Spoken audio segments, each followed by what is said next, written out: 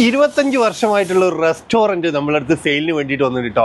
അതും restaurant come cafeteria ലൈസൻസോട് കൂടിയിട്ട് 25 വർഷമായിട്ട് ഒരേ ടീം നടത്തിക്കൊണ്ടിരിക്കുന്ന ഒരു റെസ്റ്റോറൻ്റാണ് നമ്മളടുത്ത് സെയിലിന് വേണ്ടിയിട്ട് വന്നുള്ളത്. കിച്ചൺ നോക്കുകയാണെങ്കിൽ അത്യാവശ്യം എല്ലാ സൗകര്യങ്ങളോടും കൂടിയിട്ടുള്ള കിച്ചണ്. ഇൻസൈഡ് സീറ്റിംഗ് ആണെങ്കിൽ ഏകദേശം ഒരു 12 ആൾക്ക് സീറ്റിംഗ് ഉണ്ട്.